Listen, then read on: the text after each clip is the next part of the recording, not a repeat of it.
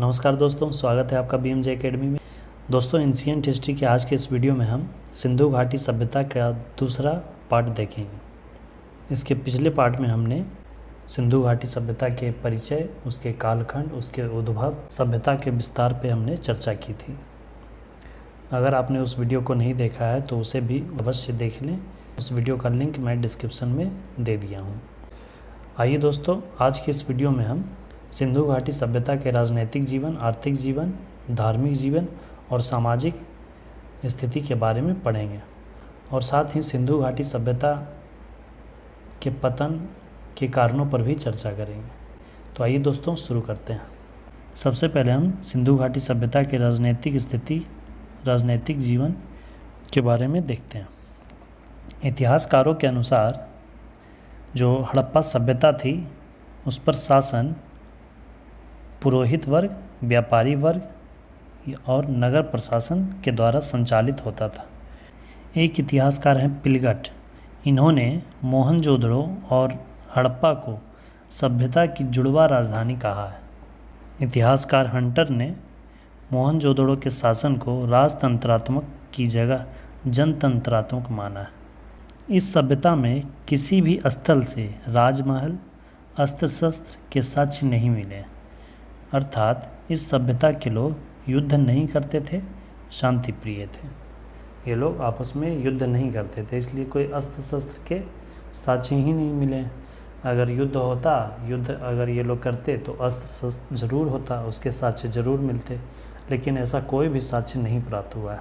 तो इसका अर्थ हुआ कि इस सभ्यता के लोग आपस में युद्ध नहीं करते थे। आइए अब सभ्यता की सामाजिक स्थिति के बारे में देखते हैं। समाज की सबसे छोटी इकाई थी परिवार। संभवतः परिवार जो था वो मातृसत्तात्मक थी। वर्ण व्यवस्था का प्रमाण नहीं मिला है। वर्ण व्यवस्था का कोई प्रमाण नहीं मिला है। जाति व्यवस्था, जाति प्रथा, ये सब का प्रमाण नहीं मिला है।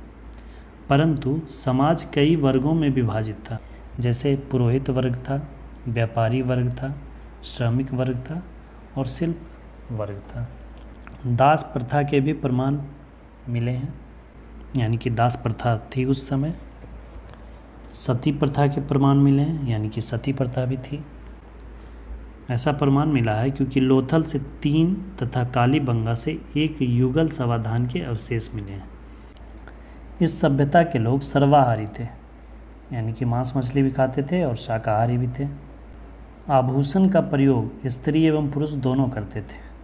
आभूषण दोनों पहनते थे, स्त्री भी पुरुष भी। आभूषणों में सोना, चांदी, माणिक, मिट्टी, सीप, हाथी दांत, इन सब के बने आभूषण के साक्ष्य मिले। मनोरंजन के लिए पासा, नृत्य, शिकार एवं पशुओं को लड़ाने जैसी गतिविधियां, जैसे मुर्गे लड़ाना, कुत्ते लड़ाना, इस तरह के गतिविधियां करवाते थे, उसका साक्ष्य प्राप्त हुआ है। तांबे के दर्पण का प्रयोग किया जाता था। तांबे का दर्पण मिला है। हाथी दांत से बने कंघी, सुई, आभूषण भी मिले। हाथी दांत से बने हुए कंघी, सुई, आभूषण भी साक्ष्य के रूप में मिले। अब आइए सभ्यता के आर्थिक जीवन को देखते हैं।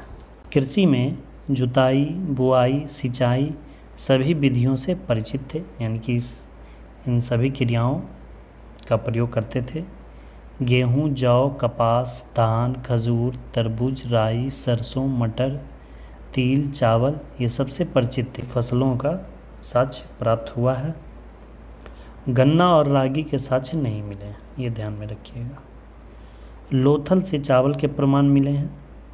रंगपुर में धान की भूसी, यानी कि चावल के ही प्रमाण मिले हैं।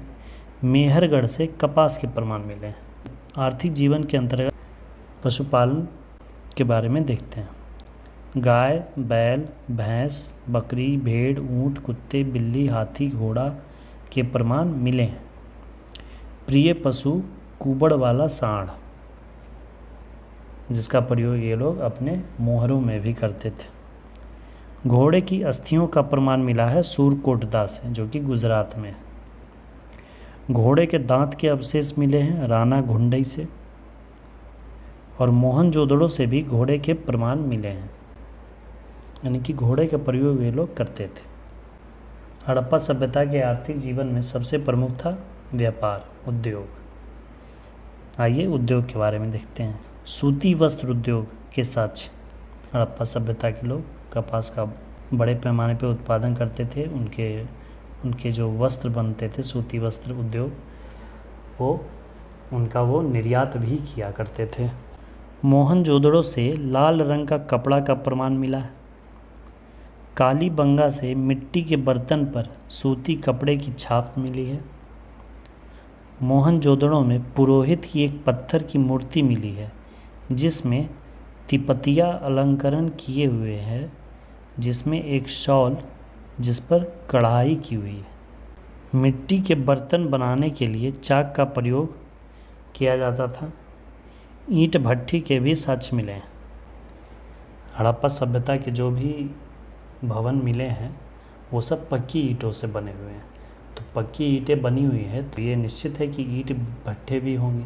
और काले एवं लाल मृद भांड के भी साक्ष्य पाए गए हैं। कृषि कार्य के लिए औजार बनाने का उद्योग।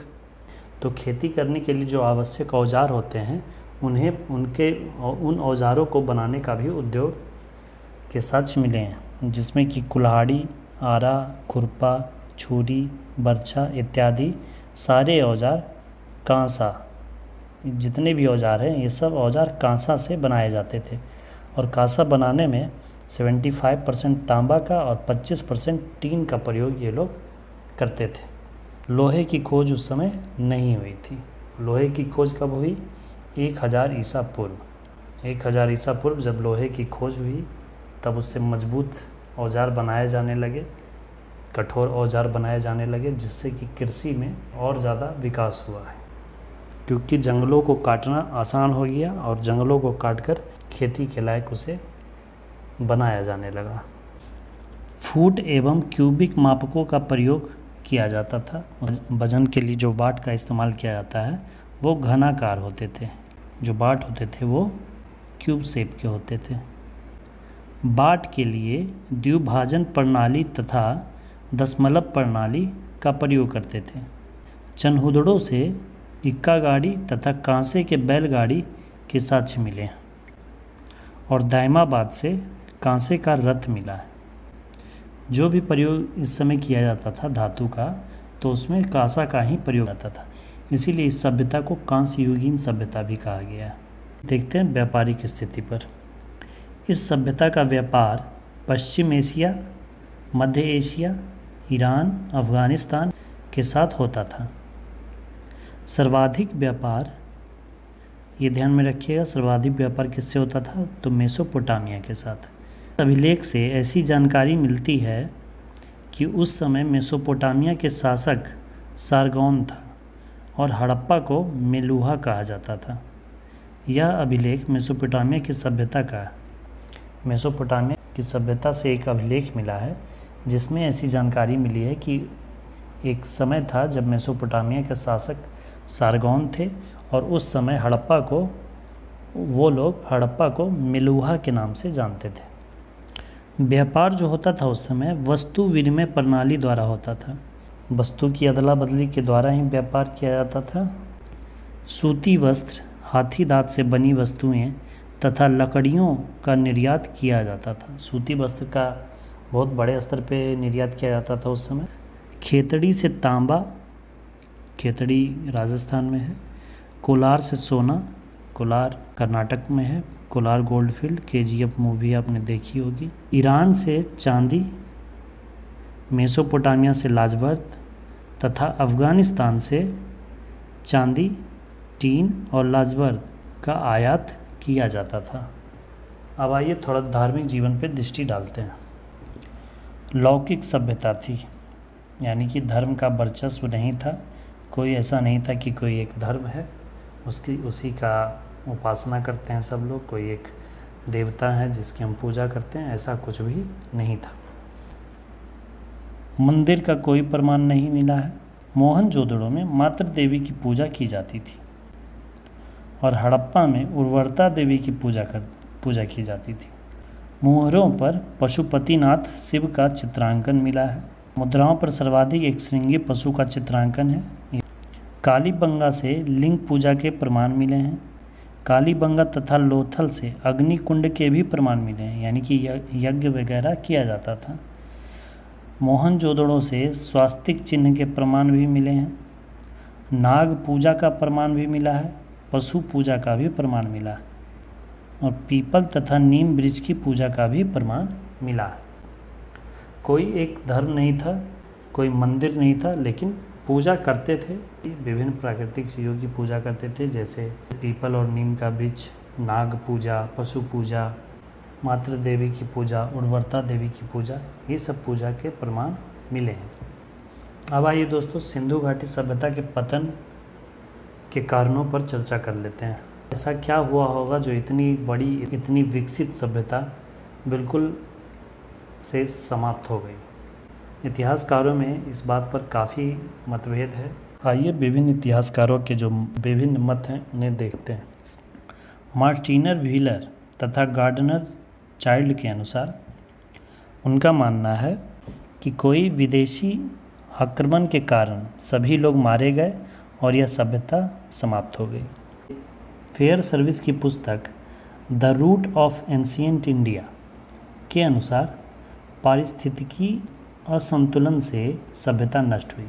फेयर सर्विस की पुस्तक the root of ancient India में ये कहा गया है कि जो हड़प्पा सभ्यता नष्ट हुई उसका कारण पारिस्थितिकी असंतुलन था। ये भी कोई खास कारण नहीं लगता है। और ये जो मार्टिनर व्हीलर और गार्डनर चाइल्ड ने जो कहा कि विदेशी आक्रमण के कारण सभी लोग मारे गए और सभ्यता नष्ट हो गई, ये भी कोई ठोस कारण नहीं लगता है। मैके, लैम्ब्रिक, राइक्सडेल्स तथा जॉन मार्शल के अनुसार भीषण बाढ़ के कारण पूरी सभ्यता जलमग्न हो गई और सभ्यता नष्ट हो गई। इसके प्रमाण भी मिले हैं। मोहनजोदड़ो से 7 स्तर के बाढ़ के प्रमाण मिले हैं। तो ये एक वैलिड रीज़न लग रहा है कि हाँ ये हो सकता है। ऑरेनस्टाइन के अनुसार जलवायु परिवर्तन, इनका भी कहना है जलवायु परिवर्तन के कारण ऐसा हुआ होगा। और कालीबंगा से भूकंप के प्रमाण मिले हैं। एक और कारण इतिहासकारों ने बताया है जो मैंने यहाँ लिखा नहीं है। इतिहासकारों ने ये बताया है कि कोई एक ऐसी महामारी आई होगी जो कि ये लोग कंट्रोल नहीं कर पाए होंगे और सभी लोग उस महामारी के शिकार हो गए होंगे, जिससे कि सभ्यता पूरी तरह से नष्ट हो गई। और उसके बाद फिर ये सब घटनाएं हुई होंगी जिससे कि वो स्थल पूरी तरह से ढक गया। जैसे बाढ़ आई होगी तो ये सब घटनाओं के बाद बाढ़ आई हुई होगी तो बाढ़ से पूरा स्थल भी चुप गया। तो ये भी एक वैलिड कारण हो सकता है। महामारी ऐसी कोई आई होगी, जैसे अभी कोरोना आया था तो टेक्नोलॉजी है हमारे पास, फिर भी इतने लोग मारे गए। तो उस समय तो भले ही नगरीय सभ्यता थी, विकसित सभ्यता थी, लेकिन तब भी उतना साइंस उतना विकसित तो था नहीं। तो हो सकता है उस महामारी का इलाज ये लोग नहीं कर पाए हों और उससे पूरी की पूरी सभ्यता नष्ट हो गई। तो ये थे दोस्तों सिंधु घाटी सभ्यता के राजनैतिक, आर्थिक, धार्मिक और सामाजिक स्थिति। और फिर हमने सिंधु घाटी सभ्यता के पतन के कारणों पर भी चर्चा किया। आई होप कि यह वीडियो आपको पसंद आई हो और आपके लिए हेल्पफुल हो। दोस्तों अगले वीडियो में हम हड़प्पा सभ्यता के प्रमुख स्थल जैसे हड़प्पा, मोहनजोदड़ो, लोथल, कालीबंगा, राखीगढ़ी, धौलावीरा, ये सब जो प्रमुख स्थल हैं उन प्रमुख स्थलों से जुड़ी जानकारियाँ और वहाँ से क्या क्या साक्ष्य पाए गए हैं उसके बारे में हम अगले वीडियो में देखेंगे। इन वीडियोस को अपने स्टडी ग्रुप्स में और अपने फ्रेंड्स के साथ शेयर ज़रूर करें। मिलते हैं दोस्तों अगले वीडियो में। नमस्कार, जय हिंद।